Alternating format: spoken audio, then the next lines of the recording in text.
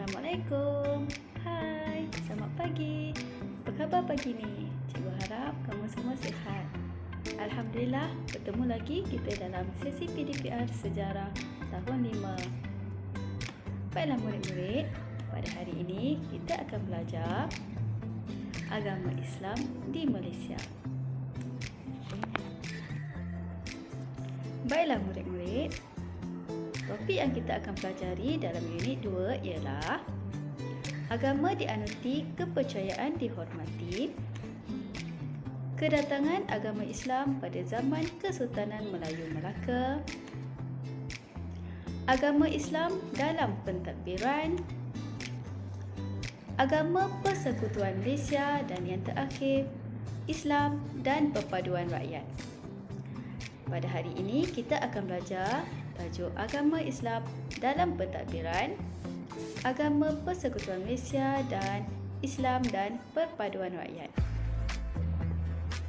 Baiklah murid-murid, kita lihat dahulu tajuk pertama kita pada hari ini, iaitu agama Islam dalam pentadbiran. Pada akhir pembelajaran, murid akan dapat menerangkan kedudukan agama Islam dalam pentadbiran negeri-negeri Melayu sehingga merdeka.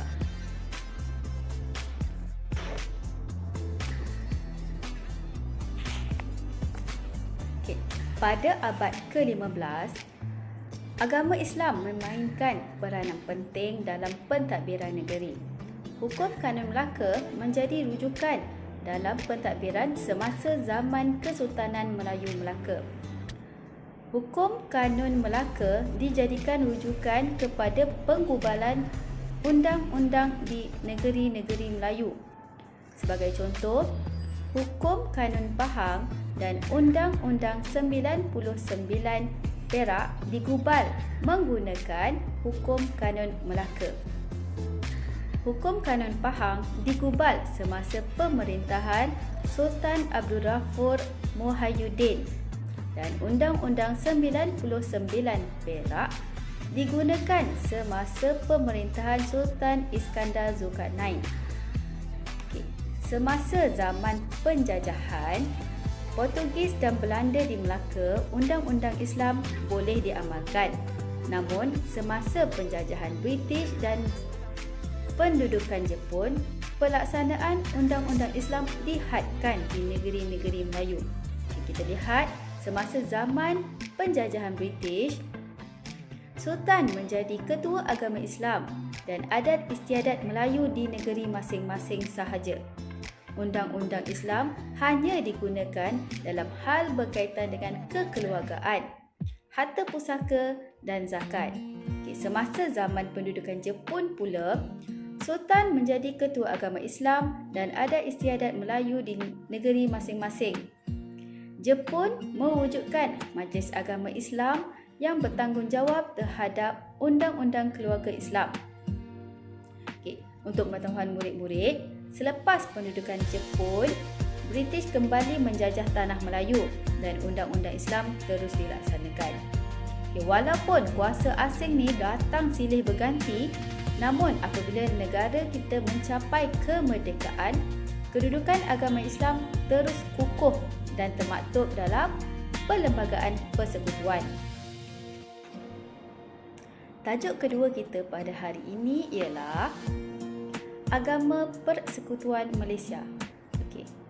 Pada akhir pembelajaran, murid akan dapat menjelaskan kedudukan agama Islam sebagai agama persekutuan.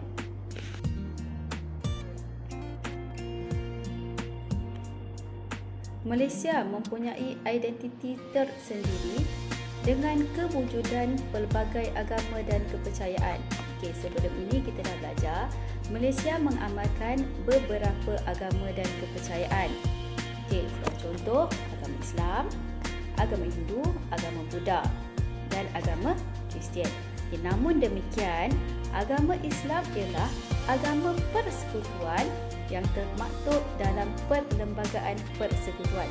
Apa itu perlembagaan persekutuan? Perlembagaan persekutuan ialah buku yang mengandungi pelbagai undang-undang di Malaysia. Okey, kita lihat. Okey, agama Islam ialah agama persekutuan. Ada termaktub dalam perlembagaan persekutuan dalam perkara 3. Okey, kamu boleh lihat. Islam ialah agama bagi persekutuan, tetapi agama-agama lain boleh diamalkan dengan aman dan damai di mana-mana bahagian persekutuan. Maksudnya, agama Islam ialah agama persekutuan, namun agama lain tetap boleh diamalkan. Baiklah murid-murid, tajuk terakhir kita pada hari ini ialah Islam dan perpaduan rakyat. Pada akhir pembelajaran, murid akan dapat menghuraikan peranan agama Islam dalam membentuk perpaduan. Setiap agama menuntut umatnya mengamalkan nilai hidup yang baik. Okey, larangan terhadap perbuatan yang tidak baik juga ditetapkan dalam setiap agama.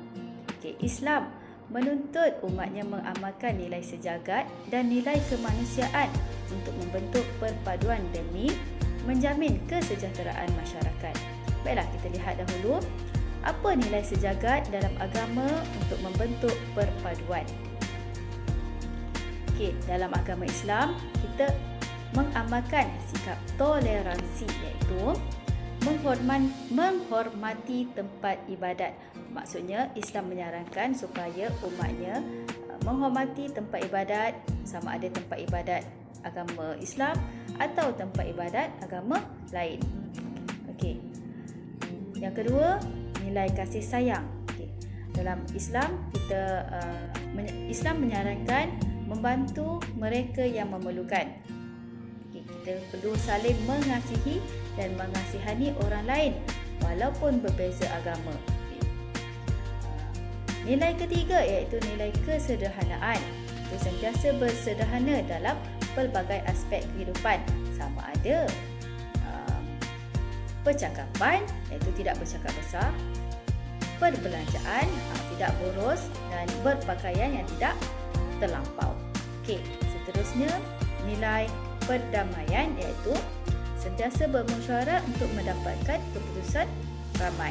Baiklah, kita lihat pula kepada nilai kemanusiaan untuk menjamin kesejahteraan, iaitu kita lihat kepada hubungan manusia dengan Tuhan.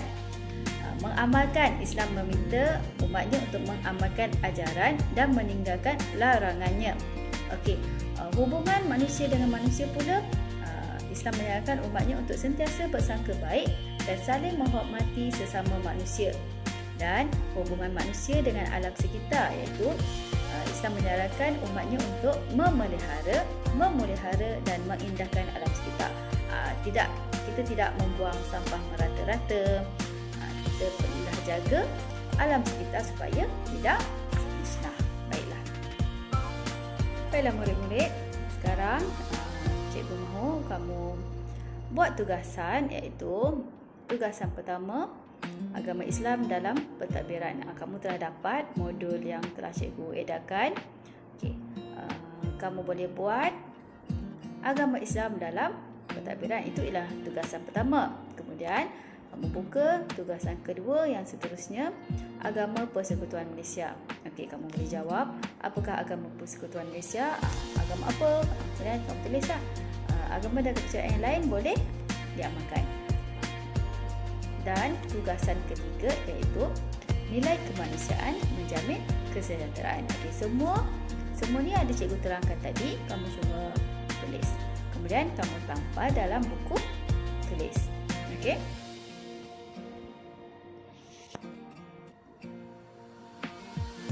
Dan sekian sahaja sesi PDPR kita pada hari ini. Cikgu ucapkan terima kasih kerana mendengar semua yang cikgu terangkan sampai akhir, dan kita jumpa lagi di sekolah nanti. Cikgu harap kamu jangan lupa untuk siapkan semua tugasan yang cikgu berikan. Tampal tugasan kamu dalam buku tulis. Cikgu akan cek minggu depan. Okey, jangan lupa siapkan semua. Bye. Assalamualaikum.